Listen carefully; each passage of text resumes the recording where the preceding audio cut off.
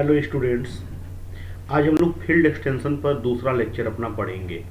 Last lecture में हमने आप लोगों को बताया था कि फील्ड एक्सटेंशन होता क्या है और कुछ एग्जाम्पल हम लोगों ने देखे थे। एक बार आपको हम रिपीट कर दें। हमने कहा था कि अगर यफ कोई एक फील्ड है तो कोई दूसरा एक फील्ड कैपिटल के कहा जाएगा यफ का एक्सटेंशन होगा अगर यफ के का सब फील्ड बन जाए। और ये जो वेक्टर स्पेस आपका होता है के ओवर एफ, इसके डिग्री को या इसके डायमेंशन को हम लोग कहते हैं डिग्री ऑफ एक्सटेंशन फील्ड के का फील्ड एफ के ऊपर। अगर के ओवर एफ, इसको हम लोग पढ़ते हैं डिग्री ऑफ एक्सटेंशन ऑफ के ओवर एफ। अगर ये फाइनाइट है तो कहते हैं कैपिटल के जो होगा वो फाइनाइट एक्सटेंशन होगा एफ का, और अगर ये इनफाइनाइट है तो कहेंगे कैपिटल के जो होगा वो इनफाइनाइट एक्सटेंशन होगा एफ का। हम लोग इन सारी बातों को पढ़े थे कि इसको हम लोग डिनोट करते हैं degree of extension of field के ओवर द फील्ड एफ। ठीक है, फिर आप लोगों को हमने 2-3 एग्जाम्पल बताए थे कि कैसे डिग्री ऑफ एक्सटेंशन चलता है। आज हम लोग पढ़ेंगे transitivity property of finite extension. Last class में ये थ्योरम हमने लिखा था और प्रूव करने के लिए छोड़ रखा था।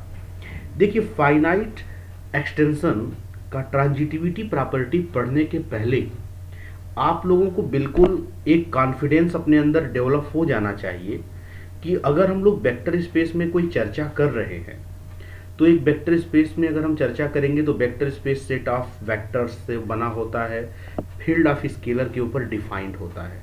जैसे थोड़ी सी कुछ हम बातों को आपको बताना चाहेंगे पहले। जैसे सपोज कर लिया कि अगर V ओवर एफ हमने कोई भी एक वेक्टर स्पेस लिया तो वेक्टर स्पेस का मतलब क्या होता है आप सभी लोग जानते हैं। ऑफलाइन क्लासेस में हमने इसकी डेफिनेशन को बताई थी।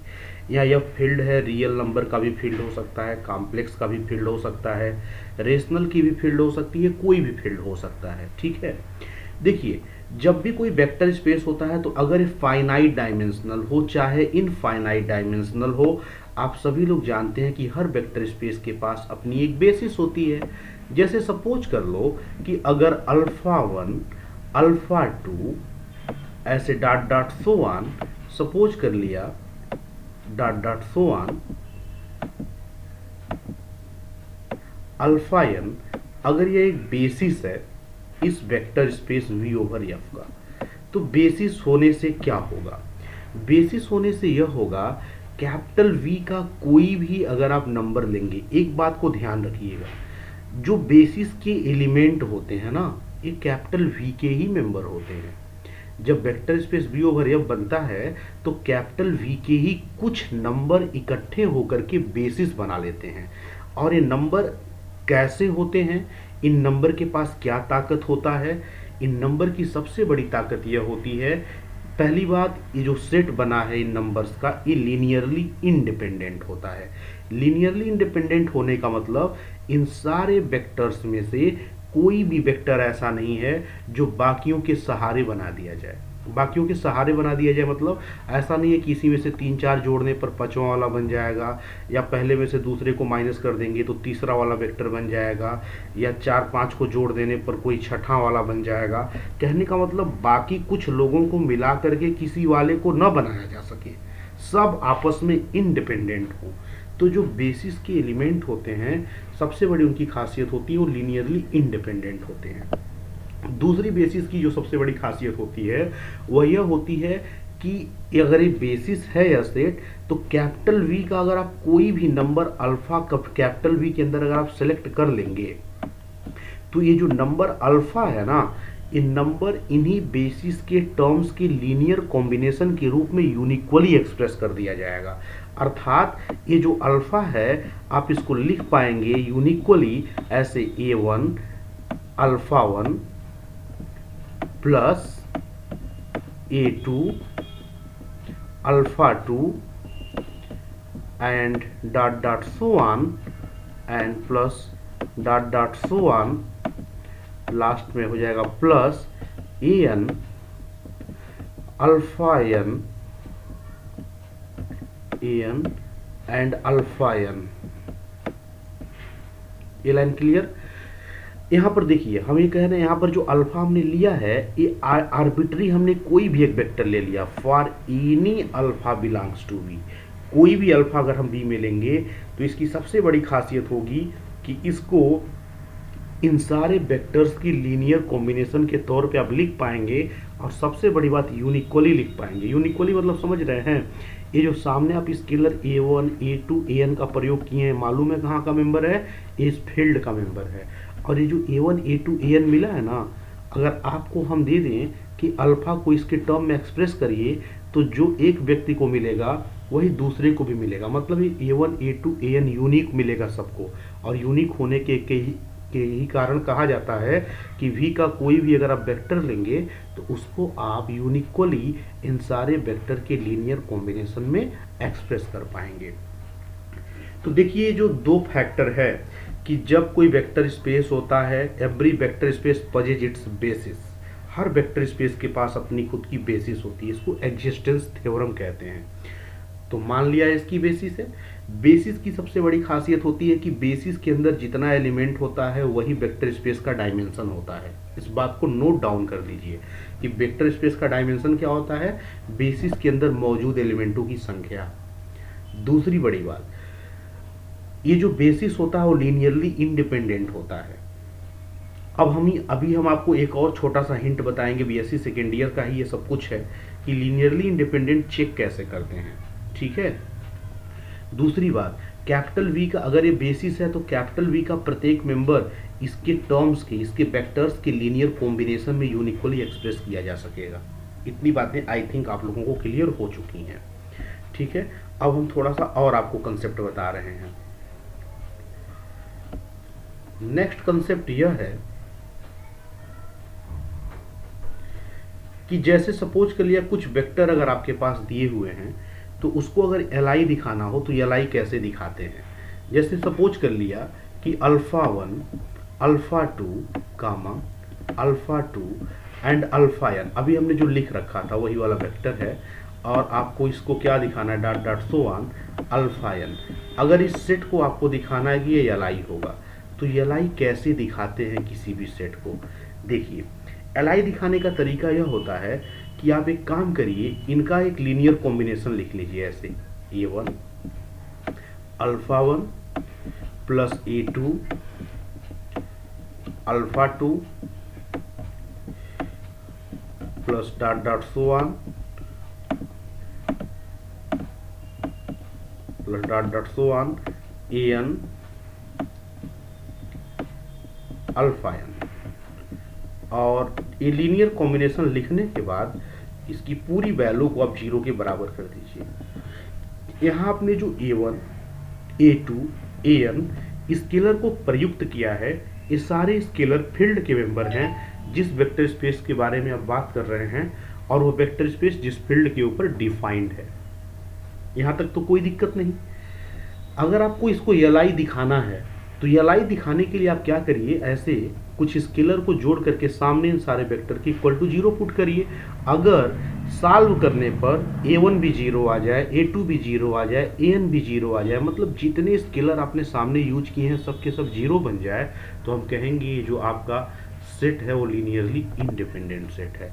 तो अपना एम क्या होगा इसको एल दिखाने का, अपना एम यही होगा, आप इसका कोई एक लीनियर कॉम्बिनेशन लिखेंगे, इक्वल टू 0 करेंगे, और सॉल्व करने पर अगर सामने वाले सारे स्केलर वैनिश कर जाएं तो आप बोलेंगे कैसा होगा, लीनियरली इंडिपेंडेंट होगा। अब मान लीजिए एट रैंडम ऐरा गैरा नत्थु खैरा कोई भी सेट आया, अल्फा 1 अल्फा 2 अल्फा n, और वो कहता है कि मैं किसी वेक्टर स्पेस का बेसिस बनना चाहता हूँ। तो बताइए ये किसी vector space v over f का बेसिस कब बन जाएगा। अगर ये चाहता है कि मैं किसी वेक्टर स्पेस की बेसिस बनना चाहता हूं, तो पहली बात तो वेक्टर स्पेस का प्रत्येक मेंबर इसके लीनियर कॉम्बिनेशन में एक्सप्रेस हो जाना चाहिए, हमें ये दिखाना पड़ेगा। और इस बात को ऐसे भी कहते हैं कि V का प्रत्येक मेंबर इसके द्वारा जनरेट हो जाएगा। कुछ लोग ऐसे भी कहते हैं कि पूरा कैपिटल V इसी के द्वारा स्पैन हो जाएगा। स्पैन होने का मतलब यह है कि कैपिटल V का प्रत्येक मेंबर इसी के लीनियर कॉम्बिनेशन में लिखा जाएगा। तो स्टैंडर्ड शब्दों में कुछ लोग कहते हैं कि ये जो सेट है कैपिटल V को क्या कर देगा, स्पैन कर देगा। आपने वर्ड सुना होगा बीएससी सेकेंड ईयर में कि कोई सेट वेक्टर स्पेस को स्पैन करता है, जो बेसिस सेट होता है। ठीक है। तो अगर ये चाहता है कि मैं इस वेक्टर स्पेस की बेसिस बनूं तो इसको क्या करना पड़ेगा, इसको पूरे वेक्टर स्पेस वी को स्पैन करना पड़ेगा। स्पैन करने का क्या मीनिंग है कि कैपिटल वी का प्रत्येक मेंबर इसके लीनियर कॉम्बिनेशन में लिखा जाएगा। दूसरी बात, ये जो सेट है इसको लीनियरली इंडिपेंडेंट बनना पड़ेगा। तो जब भी किसी सेट को हम क्लेम करना चाहेंगे कि वह सेट वेक्टर स्पेस का बेसिस बन जाए, तो इसके लिए दो बातों को क्लेम करना पड़ेगा। पहली बात, वेक्टर स्पेस का प्रत्येक मेंबर उसके लीनियर कॉम्बिनेशन में एक्सप्रेस किया जाए, जिसको हम लोग अच्छे शब्दों में कहते हैं कि वह सेट कैपिटल वी को स्पैन कर दे या जनरेट कर दे। दूसरी बात, यह सेट लीनियरली इंडिपेंडेंट बन जाए। तो इन सारी बातों को आप गौर से देख लीजिए। इस पे न्यूमेरिकल्स भी आपको मिल जाएंगे। अगर आप थोड़ा प्रैक्टिस घर पे करना चाहते हैं तो बीएससी सेकेंड ईयर का कोई भी किताब, कोई भी टेक्स्ट बुक जिसके द्वारा आप ग्रेजुएशन पढ़े हैं उसको आप देख सकते हैं। अब हम लोग आते हैं अपने पीजी पर, पोस्ट ग्रेजुएशन के सिलेबस पर। जो थ्योरम हम लोगों को पढ़ना है उस थ्योरम को स्टडी करते हैं। ये रहा फंडामेंटल, जिसकी हेल्प से हम लोग इस थ्योरम को अच्छे ढंग से समझ पाएंगे, और इसी थ्योरम को ही नहीं बल्कि अन्य थ्योरम्स को भी हम बहुत ही अच्छे ढंग से इसी के हेल्प से समझ पाएंगे। ठीक है, तो अब हम लोग चलते हैं थ्योरम्स को और डिटेल में पढ़ने। तो ट्रांजिटिविटी प्रॉपर्टी फील्ड एक्सटेंशन का क्या था, ये आपके सामने स्क्रीन पर है कि अगर यल कोई फाइनाइट एक्सटेंशन है, अगर यल कोई फाइनाइट एक्सटेंशन है फील्ड के का, और कैपिटल के फाइनाइट एक्सटेंशन है फील्ड एफ का। ध्यान दीजिएगा, यल फाइनाइट एक्सटेंशन है कैपिटल के का और कैपिटल के फाइनाइट एक्सटेंशन है कैपिटल एफ का, तो यल फाइनाइट एक्सटेंशन बन जाएगा एफ का। पहले यल के का एक्सटेंशन था, के एफ का एक्सटेंशन था, अब सीधे यल एफ का बन गया। बिल्कुल ट्रांजिटिव ला दिख रहा है हमें कि यल के का एक्सटेंशन है, के एफ का एक्सटेंशन है, तो यल एफ का एक्सटेंशन बन गया। एक्सटेंशन मतलब आप समझ ही पा रहे होंगे कि अगर यल के का एक्सटेंशन है तो यल के का एक्सटेंशन होने का सीधा सा मतलब है कि यल के का एक्सटेंशन तभी बन रहा है जब के उसका एक सबफील्ड बना होगा। ऐसे ही के अगर एक्सटेंशन है एफ का तो सीधा सा मतलब है कि एफ सबफील्ड बना होगा के का। सो यहाँ पे ट्रांजिटिव प्रॉपर्टी क्लियरली और स्पष्ट तौर पे दिख रहा है, इसीलिए इस थ्योरम का नाम है transitivity of finite extension. So हम लोग यहाँ पर देखेंगे अभी। Now then L is finite extension of F, also L over F की वैल्यू। अब देखिए, अगर ऐसा होता है कि L जो है F का सीधा एक्सटेंशन बन जाएगा ना, तो L और F इसका जो एक्सटेंशन है इसको हम लोग ऐसे दो हिस्सों में तोड़ के लिखेंगे कि L F का एक्सटेंशन है तो पहले L K का एक्सटेंशन था, इसकी डिग्री मालूम है आपको, ये मालूम है L ओवर F ऐसे जो लिखा है इसका मतलब होता है degree of extension of L over F। तो L F का एक एक्सटेंशन बनेगा, हम लोगों ने साबित किया, और इस कितने डिग्री से एक्सटेंडेड होगा इसको निकालने का एक फार्मूला होगा कि यल का अगर एक्सटेंशन एफ के ऊपर निकालना है तो पहले यल का एक्सटेंशन आप के ऊपर निकालिए और फिर के का एक्सटेंशन आप एफ के ऊपर निकालिए, इन दोनों को मल्टीप्लाई कर दीजिए तो इसका आ जाएगा। ये बात समझ गए? तो ये थ्योरम बड़ा ही महत्वपूर्ण है आगे के भी थ्योरम्स में। अब हम लोग इसका प्रूफ देखते हैं। ठीक है, चलिए प्रूफ देखिए। क्वेश्चन में दिया है कि यल फाइनाइट एक्सटेंशन है के का। सीधा सा मतलब है जब कोई भी फील्ड किसी दूसरे फील्ड का फाइनाइट एक्सटेंशन बने तो जो डायमेंशन होगा, देखिए यल अगर के का फाइनाइट एक्सटेंशन है तो यल ओवर के हमेशा एक वेक्टर स्पेस बनाएगा, और इसका डायमेंशन फाइनाइट इसलिए होगा क्योंकि यल के का फाइनाइट एक्सटेंशन है। सो जब यल के ऊपर एक वेक्टर स्पेस बनाएगा तो उसका डायमेंशन कैसा होगा? फाइनाइट होगा। सपोज कर लो कि उसका डायमेंशन m होगा। सपोज कर लिया यल का के ऊपर डायमेंशन, इस वेक्टर स्पेस का डायमेंशन m होगा। और आप सभी लोग पहले क्लास में पढ़े हैं और हमने बताया था कि जितना यल का के ऊपर डायमेंशन होता है वही यल का के साथ एक्सटेंशन होता है, और इसको कहते हैं डिग्री ऑफ एक्सटेंशन। यल का के ऊपर मान लिया कितना है? m है। यहाँ तक तो शायद किसी को कोई दिक्कत नहीं। एक क्वेश्चन में दिया है कि यल फाइनाइट एक्सटेंशन है के का, और जैसे उसने कहा फाइनाइट एक्सटेंशन है के का, तुरंत हमारे ओर से क्या इम्प्लाई निकलेगा, हमारी तरफ से इम्प्लाई होगा जो जो चीज़ हम इम्प्लाई कर पाएंगे कि अगर यल फाइनाइट एक्सटेंशन है तो पक्का यल के ऊपर एक वेक्टर स्पेस बनाएगा जिसका डायमेंशन फाइनाइट होगा।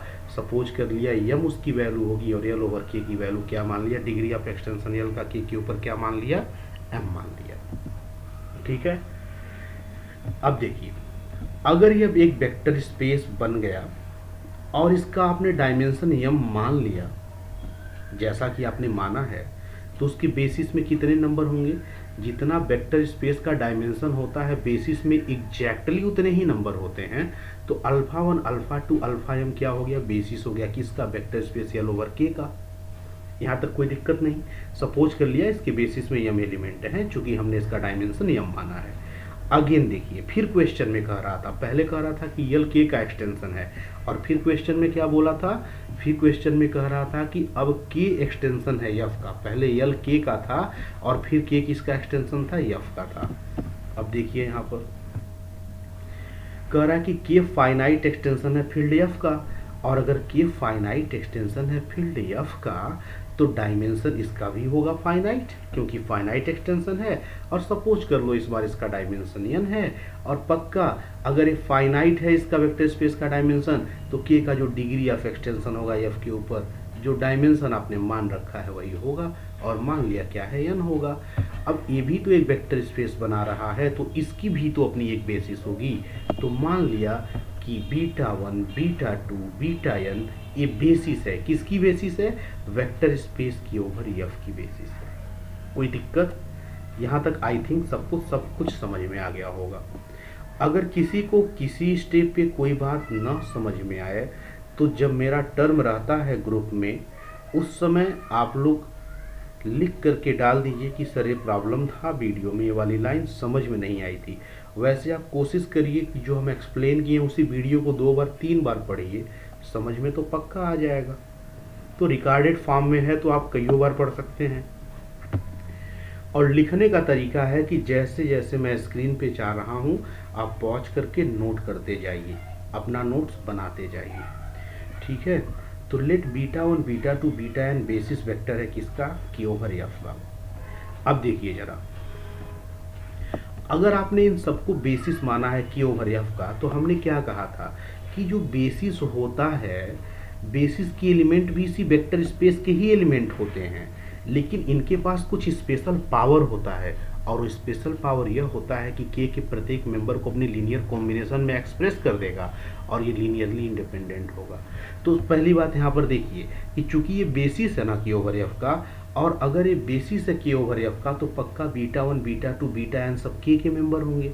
और चूंकि के से बड़ा यल है ना, यहाँ देखिए यल चूंकि फाइनाइट एक्सटेंशन है के का, मतलब के सब फील्ड है किसका, यल का। तो सोचो जो के का मेंबर होगा वो यल का होगा ना पक्का।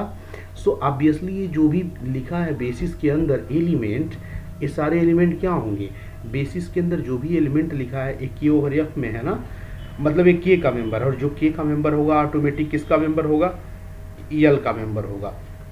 इसीलिए नीचे लिखा गया obviously beta 1 beta 2 beta N also element होगा किसका, यल का, क्योंकि जो बेसिस होता है वो के का नंबर होता है। अगर वेक्टर स्पेस की बेसिस है तो के का ही मेंबर होता है और जो के का मेंबर होगा वो यल का होगा, बिकॉज यल फाइनाइट एक्सटेंशन है के का और इसीलिए के सब फील्ड है यल का। तो सोचो अगर के सब फील्ड है यल का तो जो मेंबर के का होगा वो मेंबर यल का भी तो होगा। क्लियर, क्योंकि यल जो है एक्सटेंशन था। अब देखिए यहाँ पर जैसे ही आपने ये लिया बेसिस के ओवर एफ का, ऑटोमेटिक ये सबका मेंबर किसका बन गया, यल का। तो सोचो अगर ये सब अगर यल का मेंबर बन गया तो ऑटोमेटिक पहले बेसिस के ओवर एफ का था तो अब तो ये बेसिस किसका, अब तो ये किसका बन जाएगा। इसका मतलब ये हुआ कि अब यल ओवर एफ, मतलब यल का प्रत्येक मेंबर एफ के ऊपर लिखा जाएगा। मतलब यह हुआ कि यल जो है एक्सटेंशन हो गया किसका, एफ का। मेरी बात समझ गए, क्योंकि यहाँ पर के का जो भी मेंबर लिया वो ऑटोमेटिक यल में चला गया, इसीलिए यल ओवर एफ, यल एफ का क्या बन जाएगा, एक्सटेंशन बन जाएगा। अब जरा देखिए इसको और बढ़िया से प्रूव किया जाए, ऐसे थोड़ी एक्सटेंशन मान लिया जाएगा यल एफ का एक्सटेंशन बन जाएगा। अब देखो अगर तुम ये कह रहे हो कि यल एक्सटेंशन बन जाएगा यफ का, इसका मतलब यल यफ के ऊपर अपने आप में एक वेक्टर स्पेस बनाएगा, उसका अपना एक डायमेंशन होगा, उसकी अपनी एक बेसिस होगी। इन सारी बातों को आपको दिखाना पड़ेगा। तो हम लोग इसको दिखाने का तरीका क्या कर रहे हैं, देखिए, we shall prove that the set of यमियन एलिमेंट्स अल्फा आई बीटा जे, हम इस टाइप का कुछ नंबर मान रहे हैं, ठीक है। अल्फा आई बीटा जे, यहाँ पर आई को वेरी करा रहे हैं 1 से m तक और जे को वेरी करा रहे हैं 1 से n तक, ठीक है। ऐसे एलिमेंट इसके लिखे हुए हैं, जैसे अल्फा 1 बीटा 1 लिखा होगा, फिर अल्फा 1 बीटा 2 लिखा होगा, ठीक है। मतलब पहले अल्फा को 1 कर दीजिए और इसको जे को जो है 1 से लेकर n तक वेरी करा दीजिए कामा कामा करते हुए, फिर यहाँ पर 2 लिखिए तो बीटा 1 बीटा 2 बीटा n तक, है ना। ऐसे सारे एलिमेंट को तोड़ तोड़ करके आप लिख लीजिए। तो एलिमेंट हमने इस टाइप का लिया और हम अभी क्लेम करने जा रहे हैं कि ये जो सेट है ना अल्फा ई बीटा जे टाइप का, ये बेसिस बनाएगा। किसकी बेसिस बनाएगा? यल ओवर एफ का। क्योंकि जब तक ये बेसिस नहीं बनाएगा तब तक हम इसका डायमेंशन नहीं बता पाएंगे कि यमयन होगा, है ना।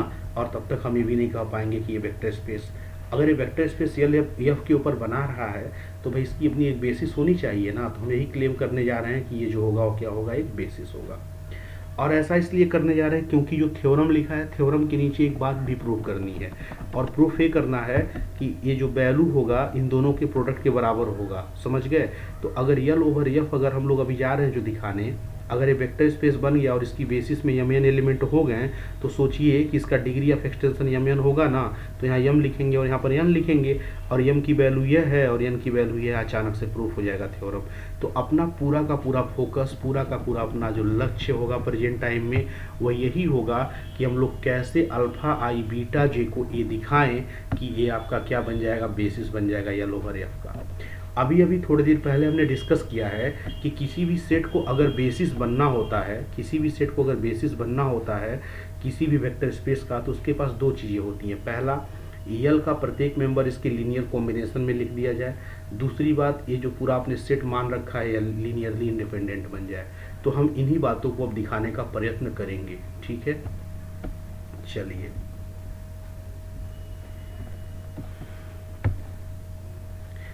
पहले हम ये जा रहे हैं दिखाने कि यल का प्रत्येक मेंबर इसके लीनियर कॉम्बिनेशन में एक्सप्रेस होगा। इसके लिए हमने क्या किया कि एट रैंडम गामा को एक नंबर मान लिया यल का। भाई हर नंबर तो दिखाएंगे नहीं, आर्बिटरी कोई एक नंबर सेलेक्ट कर लेते हैं यल का और दिखा देंगे इसके लीनियर कॉम्बिनेशन में होगा, तो सारे नंबर के लिए प्रूफ हो जाएगा कि यल का प्रत्येक मेंबर इसके लीनियर कॉम्बिनेशन में आ जाएगा। तो सपोज कर लिया गामा कोई एक एलिमेंट है यल का, ठीक। जब गामा आपने कोई एक एलिमेंट यल का ले लिया तो यल का मेंबर हो गया ना गामा। और चूंकि ये क्या है, ये बेसिस है किसका, यल ओवर के का भी हम लोगों ने मान रखा है। तो आप जानते हैं कि अगर ये बेसिस है यल ओवर के का तो यल का प्रत्येक मेंबर इसके लीनियर कॉम्बिनेशन में लिखा जाएगा ना। तो आपने गामा अगर यल के अंदर सपोज किया है, इसका सीधा सा मतलब है कि गामा को एक्सप्रेस कर सकते हो linear combination of elements of alpha 1 alpha 2 alpha M over K. कोई दिक्कत? मतलब आप ऐसे लिख सकते हैं कि जो आपका ये नंबर आपने गामा यल का लिया है और चूंकि ये बेसिस है यल का, इसीलिए आप गामा को आप लीनियर कॉम्बिनेशन में लिख सकते हैं इन सारे वेक्टर्स के। सामने जो स्केलर प्रयोग होते हैं C1 C2 Cm, ये सारे स्केलर किसके मेंबर होते हैं? ये सारे स्केलर इस फील्ड के मेंबर होते हैं, है ना। क्योंकि यल के ऊपर एक वेक्टर स्पेस बना रहा था ना, और यही उसकी बेसिस थी। तो यहाँ पर जो सामने स्केलर प्रयुक्त हुए हैं वो सब किसके मेंबर हैं? के मेंबर हैं। इस बात को खूब ध्यान से देख लीजिए कि हमें क्या दिखाना है, इसको दिखाना है बेसिस। और बेसिस किसका दिखाना है? यल ओवर एफ का। दिखाने के लिए यल का हमने कोई एक आर्बिट्री नंबर ले लिया गामा, और जब गामा लिया ना तो चूंकि यल का मेंबर है और यह इसकी बेसिस है यल की, इसीलिए इस गामा को आप यल के इस बेसिस की लीनियर कॉम्बिनेशन में लिख दिए हो, है ना। क्योंकि यल ओवर के एक वेक्टर स्पेस बना रहा है, इसीलिए सामने वाले जो स्केलर CH टाइप के आए हैं ये सारे CH के मेंबर होंगे। वेयर CI जो है वो के का मेंबर है, चाहे जितना भी यहाँ पर CI आपके सामने लिखा हुआ है। और CI कहाँ से लिखा हुआ है? 1 से लेकर के m तक, ठीक है। C1 C2 Cm, अरे भाई जितने अल्फा 1 अल्फा 2 अल्फा m रहेंगे उतने ही तो CH प्रयोग होंगे। अब दूसरी बात देखो, CI चूंकि के का मेंबर है और आप लोग जानते हैं अभी क्वेश्चन में दिया है कि के खुद वेक्टर स्पेस है एफ के ऊपर। अच्छा, के जब खुद वेक्टर स्पेस है एफ के ऊपर और CI के का मेंबर है, और अभी आपने मान भी रखा है कि के एफ के ऊपर एक वेक्टर स्पेस है और उसकी बेसिस कौन है, beta one, beta two, beta N. तो सोचो कि अगर सी आई के का मेंबर है और के एक वेक्टर स्पेस है एफ के ऊपर, तो के का भी तो प्रत्येक मेंबर इसके बेसिस के लीनियर कॉम्बिनेशन में लिखा जाएगा। तो अगर सी आई के का मेंबर है और beta one, beta two, beta N एक बेसिस है के की एफ के ऊपर, तो बताइए सी आई को क्या आप इसकी लीनियर कॉम्बिनेशन में नहीं लिख पाएंगे? फिर आप सी आई को भी तो इसके लीनियर कॉम्बिनेशन में लिख पाएंगे। सो आप सी आई को लिख पाएंगे, नेक्स्ट वन देखिएगा ध्यान से, आप सी आई को लिख पाएंगे लीनियर कॉम्बिनेशन ऑफ, यहां से आप सी आई को लिख पाएंगे linear combination of F I J B J, beta J, sorry. देखिए यहाँ पर चूंकि सी आई के का मेंबर है और के खुद में एक वेक्टर स्पेस है एफ के ऊपर और इसकी बेसिस कौन है, beta one, beta two, beta N. तो अगर एक के एफ के ऊपर एक वेक्टर स्पेस है तो इसमें रहने वाला प्रत्येक मेंबर इसके बेसिस की लीनियर कॉम्बिनेशन में लिखा जाएगा ना। तो अगर सी आई अगर मेंबर है के का, तो सी आई को आप क्या लिख पाएंगे, लीनियर कॉम्बिनेशन में। किसकी लीनियर कॉम्बिनेशन में, beta one, beta two, beta N के। तो यही beta one, beta two, beta N तक एक समेशन चला। अच्छा, आपको ये बात मालूम है कि सामने हम लोग scalar A one, A two, A N का प्रयोग करते हैं। तो यहाँ पर हमने स्केलर जो है ऐसे लिखा है एफ आई जे, ये सब स्केलर है, ध्यान दीजिएगा। एफ आई जे जो है स्केलर है और एफ आई ए सोचो किसका मेंबर होगा, एफ का मेंबर होगा। क्यों एफ का मेंबर होगा, क्योंकि के एफ के ऊपर ही वेक्टर स्पेस बना रहा था। तो जब सी आई को आप लीनियर कॉम्बिनेशन में लिखोगे तो सामने प्रयोग होने वाला जो स्केलर होगा वो किसका मेंबर होगा, एफ का होगा। तो यहाँ जो सामने एफ आई ए प्रयोग हुआ है वो किसका मेंबर होगा, एफ का होगा। ये बात समझ गए। देखिए कितनी बढ़िया कनेक्शन, कितनी बढ़िया चेन जुड़ी है कि गामा यल में था, गामा यल में था तो गामा को आपने एल के बेसिस की लीनियर कॉम्बिनेशन में लिखा। कॉम्बिनेशन लिखते समय जो सामने स्केलर प्रयोग किया वो के का प्रयोग किया। अब के खुद में एक वेक्टर स्पेस है एफ के ऊपर, तो सी आई अगर के में आ गया तो ये खुद जो है के की बेसिस की लीनियर कॉम्बिनेशन में एक्सप्रेस हो गया। और इस बार जो सामने स्केलर प्रयोग हुआ वो किसका हो गया, एफ का हो गया। इस बात को आप समझ पा रहे होंगे आई थिंक। अब हम लोग करेंगे कि सी आई की जो वैल्यू है इक्वेशन नंबर 2 से उठा करके इक्वेशन नंबर 1 में पुट कर देंगे। ठीक है, यहाँ पर आपका एफ आई जे एफ का मेंबर है। हमने बताया कि ये सब स्केलर जो प्रयोग हुए हैं, एफ आई जे देखने में कॉम्प्लिकेटेड भले हो लेकिन है तो स्केलर ना, तो ये एफ का मेंबर है। अब हम लोग 2 को 1 में पुट करेंगे तो आपको गामा की वैल्यू ऐसे मिल जाएगी। ठीक, थोड़ा सा और इसको हम लोग एडजस्ट अगर कर दें तो आप एफ आई जे को यहाँ पर पहले लिख दीजिए और एफ आई जे को पहले लिख दीजिए और अल्फा आई बीटा जे को ऐसे सिस्टमेटिक कर दीजिए। कोई दिक्कत, तो गामा इक्वल टू ये बन गया। तो आप इस तरह से देख पा रहे हो कि आपने गामा एट रैंडम कोई एक मेंबर लिया था यल का, गामा आपने एट रैंडम कोई एक मेंबर लिया था यल का, और ये मेंबर देखो अल्फा आई बीटा जे के लीनियर कॉम्बिनेशन में लिख दिया गया। सामने स्केलर प्रयोग हुए हैं ना, और इसमें आई और जे दोनों वेरी कर रहे हैं, इसीलिए यहाँ पे 2 समेशन लगा है, ध्यान दीजिएगा। तो आपने एट रैंडम कोई एक नंबर लिया था गामा, आप यहाँ पर ध्यान दीजिए, नंबर यहाँ पर आपने लिया था गामा एट रैंडम कोई भी यल का, और आपने क्या दिखा दिया कि गामा अल्फा आई बीटा जे के लीनियर कॉम्बिनेशन में आ गया। तो इसका मतलब क्या हुआ, इसका मतलब यह हुआ कि आपका ये जो सेट है ये इस यल को स्पैन कर रहा है, या ये जो सेट है वो यल को जनरेट कर रहा है। आप इस बात को बोल पाएंगे ना, क्योंकि यल का प्रत्येक मेंबर इसके लीनियर कॉम्बिनेशन में हो गया। तो अब देखिए यहाँ पे, तो यहाँ से आपने ये देखा 10 gamma is linear combination of elements alpha I beta J belongs to L over F, ऐसा बन गया। हेंस ये जो सेट है आपका, ये सेट जनरेट कर रहा है वेक्टर स्पेस यल ओवर एफ को। दूसरे शब्दों में कह सकते हो कि ये जो सेट है वो स्पैन कर रहा है वेक्टर स्पेस यल ओवर एफ को। किसी को आई थिंक कोई दिक्कत नहीं होनी चाहिए। अब आप सबको मालूम है कि किसी भी सेट को बेसिस बनाने के लिए जनरेट कराना ही काफ़ी नहीं होता है, उसको लीनियरली इंडिपेंडेंट दिखाना भी बहुत ज़रूरी होता है। तो अपना अगला लक्ष्य यही होगा कि ये सेट क्या बन जाए, लीनियरली इंडिपेंडेंट बन जाए एफ के ऊपर। और आपको हमने सिखाया है स्टार्टिंग में ही, किसी भी सेट को लीनियरली इंडिपेंडेंट अगर प्रूव करना है तो a1 पहला वेक्टर, a2 दूसरा वेक्टर, a3 तीसरा vector, dot dot so on लिख करके इक्वल टू 0 कर दीजिए, और सामने जितने स्केलर प्रयोग हुए उन्हीं को बैनिश करा दीजिए, उन्हीं को 0 करा दीजिए, तो बन जाता है। अब देखिए, अगर आपका लक्ष्य यह है कि आप इसको लीनियरली इंडिपेंडेंट दिखाना चाहते हो इस पूरे सेट को, तो लीनियरली इंडिपेंडेंट दिखाने के लिए करो क्या, अल्फा आई बीटा जे लिखा है ना, इसके सामने स्केलर लगा दो एफ आई जे, और इस सम लगाने का मतलब प्लस प्लस में चल रहा है, प्लस प्लस करते समय इक्वल टू 0 लिख दिया। अब बताइए ये कब लीनियरली इंडिपेंडेंट प्रूफ होगा, जब सामने प्रयुक्त होने वाले सारे के सारे स्केलर क्या बन जाएं, 0 बन जाएं। अब 0 बनाने की कोशिश किया जाएगा Fij, ठीक है।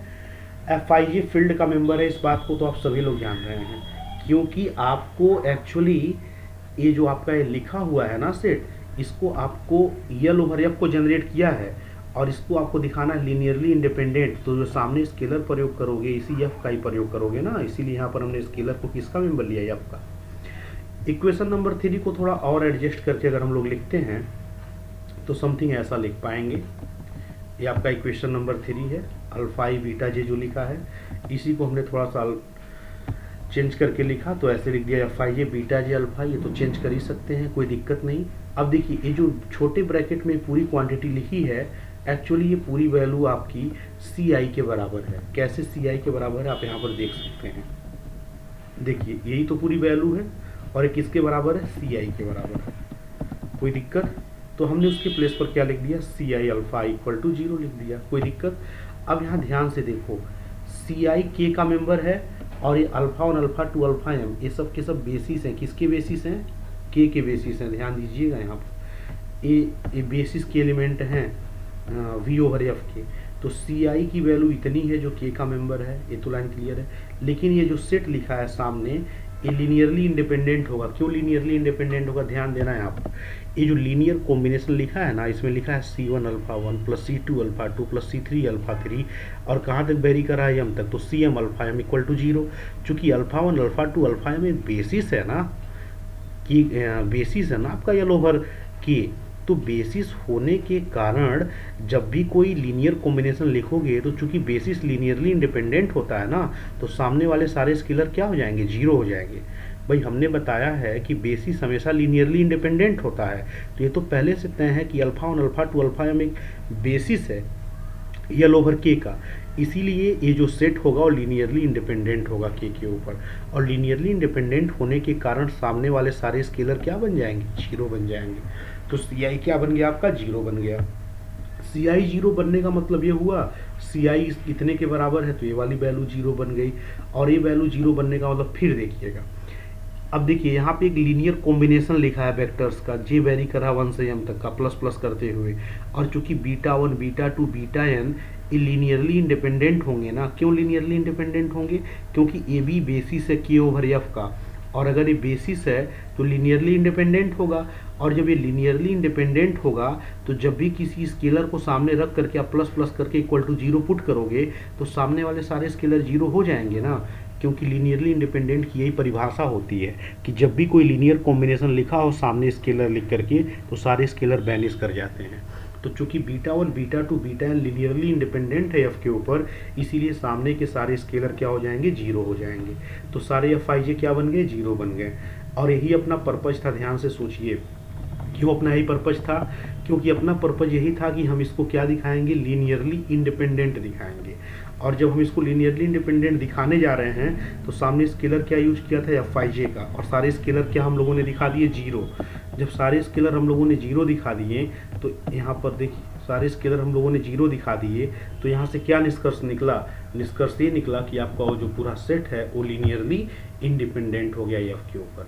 और देयरफॉर ए सेट बेसिस बन गया यल ओवर f का। क्यों बेसिस बन गया, क्योंकि पहले हम लोगों ने दिखाया कि यल का प्रत्येक मेंबर गामा टाइप का लिया था, वो इसकी लीनियर कॉम्बिनेशन में आ गया था। और फिर हमने ये दिखाया कि ये सेट लीनियरली इंडिपेंडेंट भी है, और अगर ये दोनों बातें हैं तो इसका मतलब ये सेट यल ओवर f का एक बेसिस बन गया। सो यल ओवर f का जो डायमेंशन होगा वो mn के बराबर होगा, क्योंकि बेसिस में कितने एलिमेंट हैं, बेसिस में mn एलिमेंट है, क्योंकि i m तक वेरी करेगा और j n तक वेरी करेगा। और वेरी करा करा के कामा करके इसमें एलिमेंट लिखोगे तो टोटल mn एलिमेंट मिलेंगे, ठीक है। तो इसीलिए चूंकि बेसिस में जितना एलिमेंट होता है उतना ही वेक्टर स्पेस का डायमेंशन होता है, और जो वेक्टर स्पेस का डायमेंशन होता है वही यल का f के ऊपर डिग्री ऑफ एक्सटेंशन होगा। तो यल का f के ऊपर एक्सटेंशन क्या होगा, mn। अब देखिए m किसका एक्सटेंशन था, यल ओवर k का, हम लोगों ने अभी शुरू में माना था।